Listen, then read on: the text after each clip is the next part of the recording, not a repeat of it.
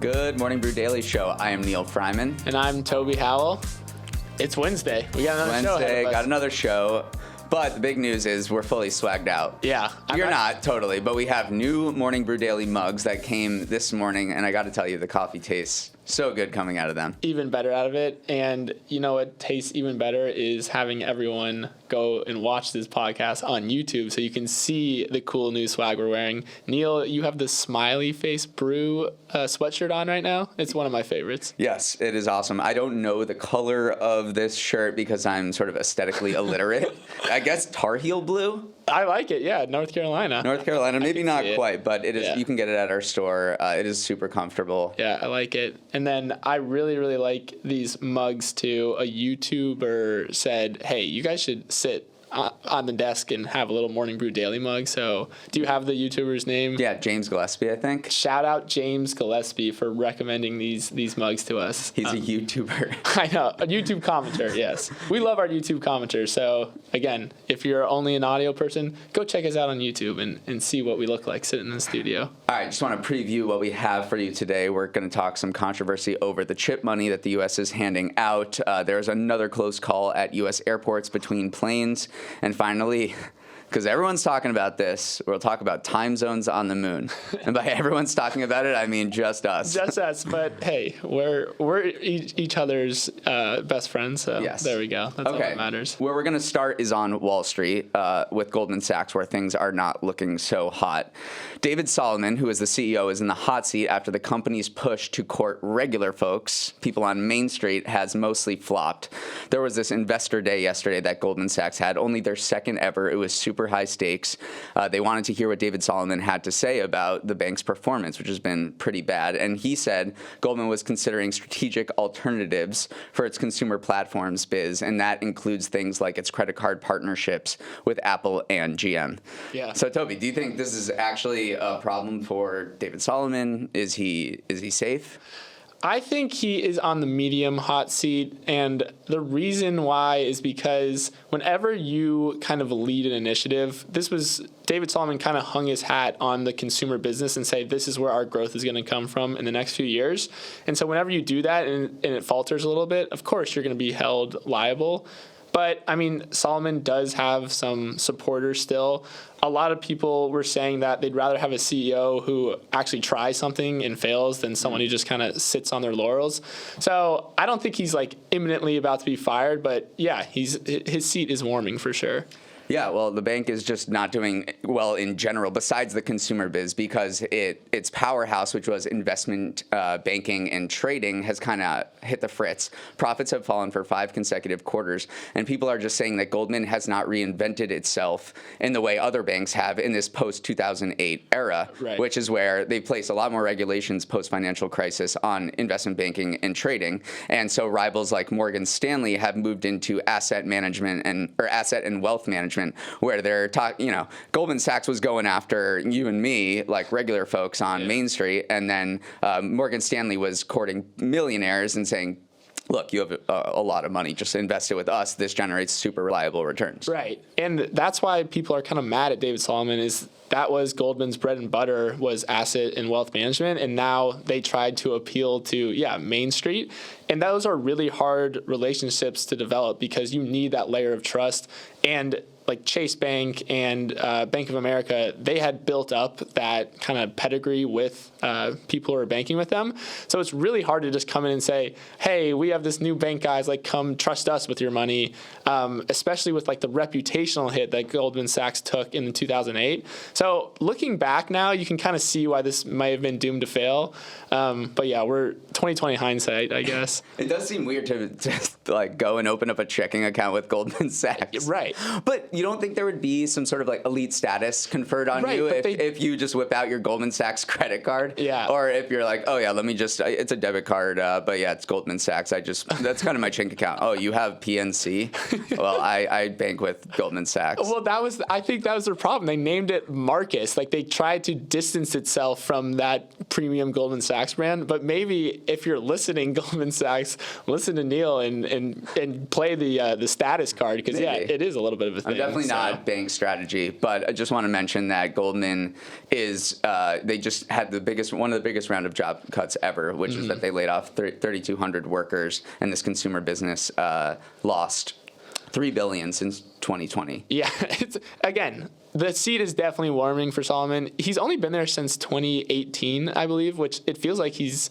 been there a lifetime. But yeah, DJ.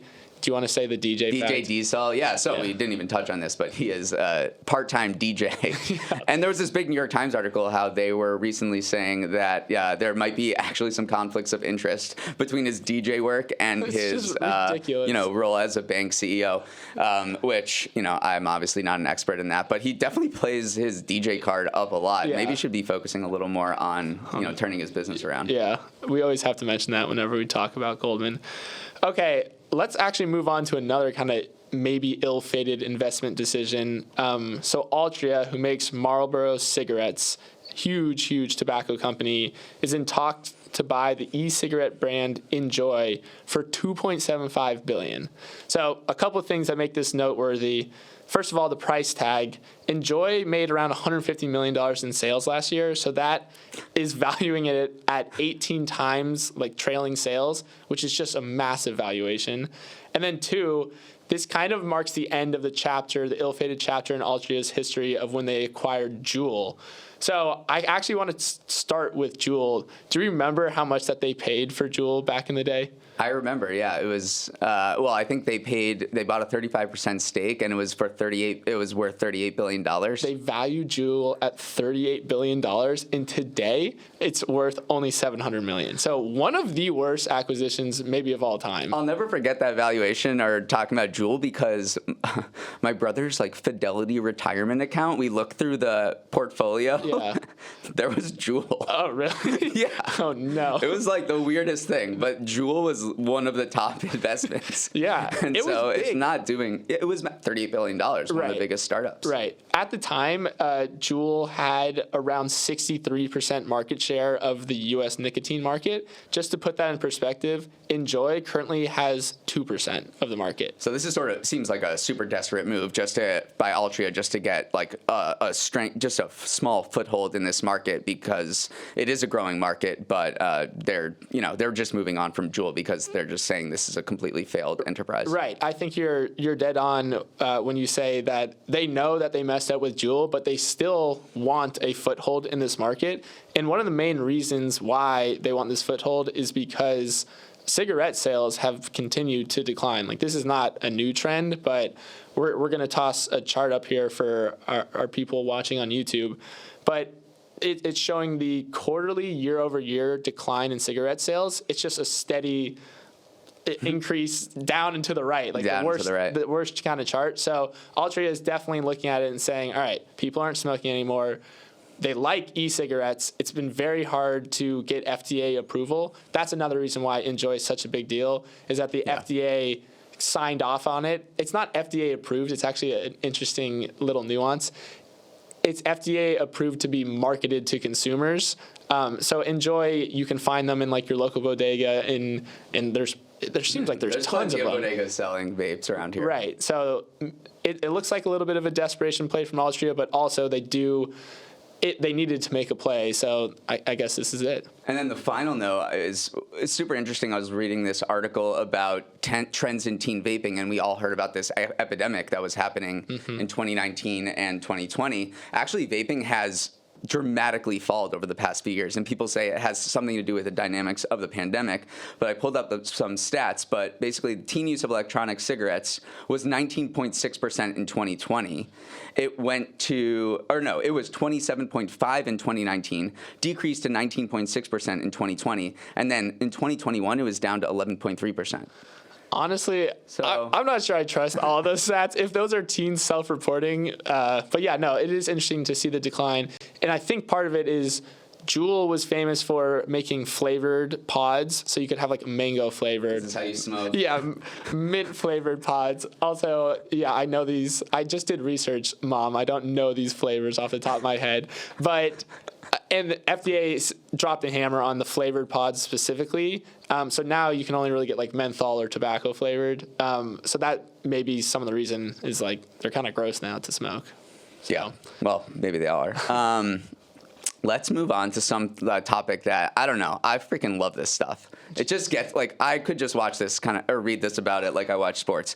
But do you remember the CHIPS Act that created this pool of money to incentivize chip production in the United States? Yeah, I also remember it because it's a very well-named act. Like Totally good. The CHIPS Act. So there's been movement. So yesterday, the Commerce Department, for the first time, opened up applications to grab some of that $39 billion that has been pulled away. But how they're doing it has caused a major controversy and debate over the role of government in spurring economic development.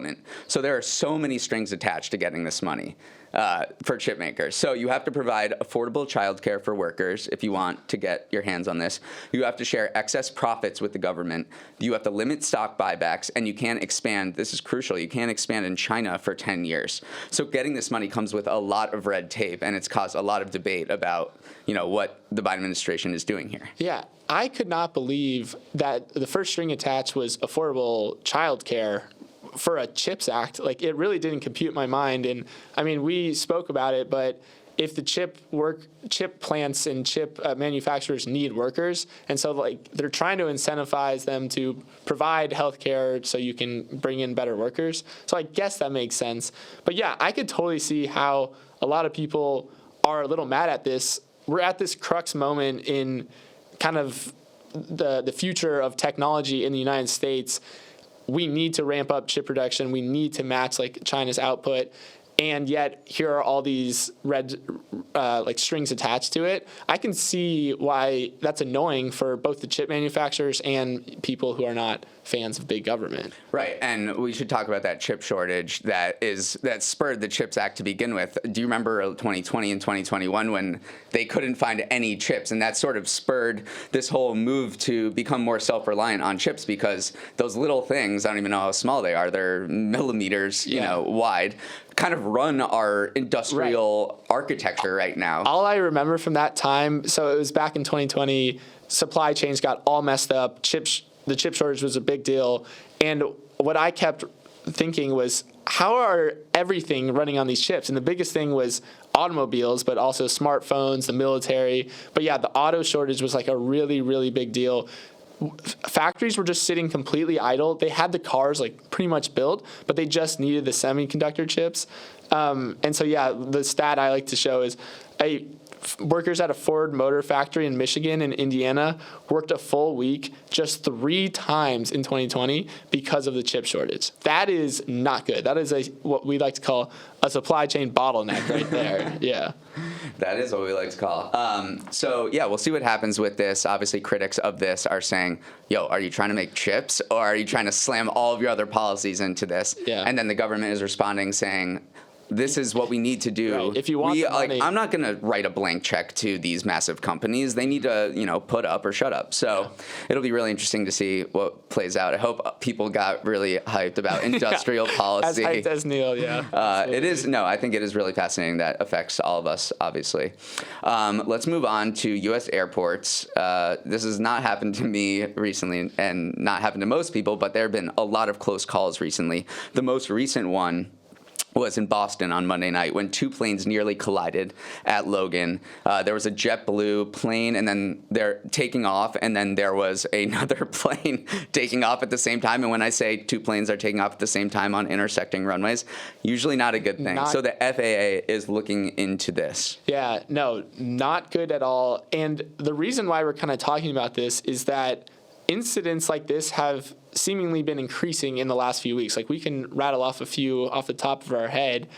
We also have a chart kind of how many of these instances have happened recently. We will post that on our social media, on our Twitter and Instagram as well. Yeah, so if you want to check out some of these visual elements, definitely go follow us on our socials at MB Daily Show. Plug aside. The chart shows that actually the number of serious incidents has been decreasing. So we've seen all of these headlines recently, which I'll get to in just a moment. But in 2022, there were 18 serious runway incursions in the U.S., which basically means the most serious type of incident where there could be a crash.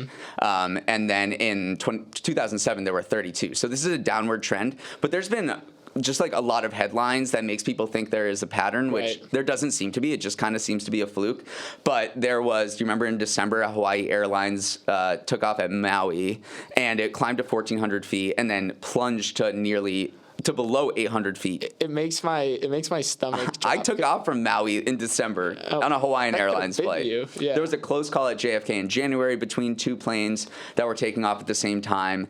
And then probably the closest call was in Austin, where there was a FedEx cargo plane landing and a Southwest Airlines plane taking off, and they came within 100 feet of each other.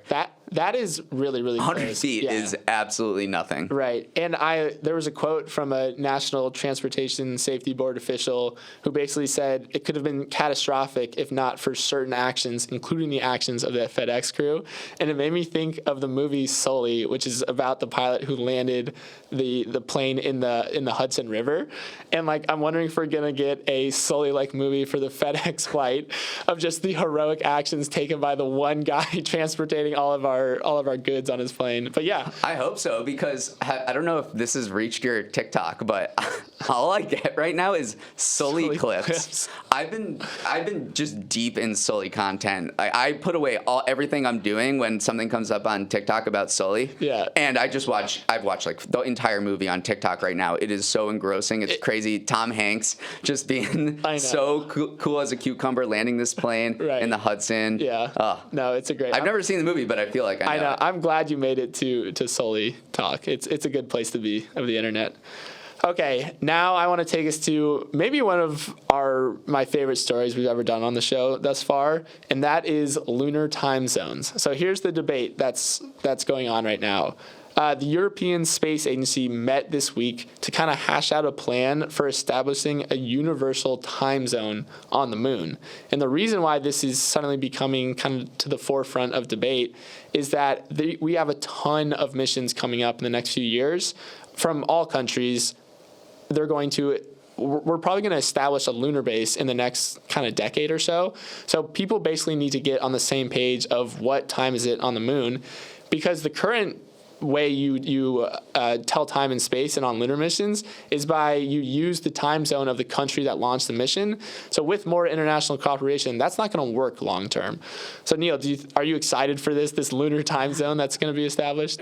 I mean, it does seem, if we look throughout history, that technological innovations sort of drive us to reconsider and reorganize the way we think about time. I mean, the first thing I thought about this was when we first established time zones in the United States and North America, which was in the 1880s, when there were trains, going faster than literally anything else we've ever conceived of in human history. So they actually had established time zones across the country to, make shipments and passenger rail actually work on time and establish schedules. So the first thing I thought about was like, yeah, of course we got to establish. Modern version of it. Yeah, this is the modern version of it, but it seems to be a really confusing endeavor. Let's just say I don't want to be in these meetings because my brain will just immediately turn to spaghetti. There's a lot of nuances and complexities, obviously, but clocks on the moon don't run in the same time with the Earth. They gain roughly 56 microseconds per day, so they're ticking a little bit faster. On top of that, a moon day is different than an Earth day. What is it? A moon day, it's a lot different than an Earth day. It's 29 and a half Earth days, actually, for one rotation of the moon to happen. All right. So, this is absurdly complicated, and I just want to know when the NFL games are on, when I'm on the moon. I know. That's all I need. I can't wait. We have the London games right now in the NFL. I cannot wait for the lunar games to happen. Yeah. I love all the complexities of this. It is really important, though, because satellites also use atomic clocks to kind of pinpoint their location. So you really do have to, and we're going to have moon satellites soon. That's another thing that's in the works. And so you do need, I don't know how they're going to make it work, because if a clock is running above the moon at a different time from a clock running on the moon, how do you reconcile the differences? So there might be two lunar time zones. This whole thing makes me think we're going to have to reorganize society, not just time, but in general for space Right. We're going to have like, what currency am I going to use? Yeah. When I buy real estate, my crater front property, like who am I going to buy it from? Am I going to have to pay taxes to the U.S. government? Am I going to have to pay taxes to the UAE government? Yeah. I'm just really interested to see how we are going to reorganize society, the economy, politics on the moon. And I think this time zone thing is just one part of that. Yeah, absolutely. Let's return to Earth for a little bit of societal debate as well. Our final story for the day is, so Joe and Jill Biden went out to eat. Not necessarily newsworthy in itself, but some people were kind of looking through what they ordered. I'm going to take you through their order. A couple of glasses of wine, grilled bread with cultured butter, chicory salad, and 2 orders of rigatoni with fennel sausage ragu. So that is what really, really tripped people up. They ordered the same entree, and Twitter kind of lit up with debate. Is this okay? Is this acceptable to order the same entree as the person, your significant other that you're going out to eat with? Absolutely inexcusable and probably disqualifying from office. This is absolutely not okay. Yeah. I mean, so I'm very much against this. There are a couple caveats that I want to put forward. The first one is that you have to be close enough with the person. So if I'm just meeting you for the first time, then we can order the same thing, because there is a sort of relationship threshold where you get to talking about food choices. I don't know. I feel like if I'm meeting somebody for the first time, that's not something we're still just asking about, Right. Your siblings and all that. So you're feeling each other out. It's a little presumptuous to start, doing Trying to split food orders. To doing order management. Yeah. And then the second one is that if it is a single purpose restaurant. So I love these restaurants. I want to go to a restaurant that only makes one kind of thing, and they're the best at the world at it. So I'm thinking something like a ramen, or I've been to some Thai places where they specialize in this broiled chicken. Yeah, I was gonna say there's a Cuban place near me where if you don't get the Cuban sandwich, you're literally doing it wrong. So right. Yeah. So those are my rules, just to go full Larry David here. I realize there are people that don't even share their food to begin with. At all. Emily, our producer, we were talking earlier, and she's like, well, I never share my food, so if you want some, you better order it yourself. Yeah. Which is crazy to me, but I was surprised at how I thought for sure people would lean towards you have to order something different, because if there's like rules for going out, this is a time to explore new things. So you don't want to reduce the likelihood that you both get a good meal. If, say, you both order the same thing and it turns out to be bad, you just ruin the whole night there. So you got to hedge your bets a little bit by distributing the orders. But yeah, Twitter was kind of more divided than I expected, where 60% of people said, yeah, this is not acceptable, but 40% were like, yeah, we do this. So I think we're just foodies. I know. Well, I guess our followers are moderate foodies. So. Moderate foodies. Okay, that's all we have for today. Awesome show, Toby. You kicked butt. Remember, we want to hear from you, our listeners and viewers, so make sure you can email us at morningbrewdaily@morningbrew.com. We're on email all the time. We're Morning Brew. And weigh in, please, on the Please weigh in on this debate. Tell us we're wrong. Have to give awesome shout-outs to our amazing crew. The show's producer and editor is Emily Milliron, who probably doesn't like me right now. The show's technical director is Elias Alba. Hair and makeup couldn't make the show because they're on moon time. Supervising producer is Bryce Beloff. Lord of Podcast is Dan Bauza. Devin Emery is our Chief Content Officer, and our show is a production of Morning Brew. Great show today, Neal. Let's run it back tomorrow.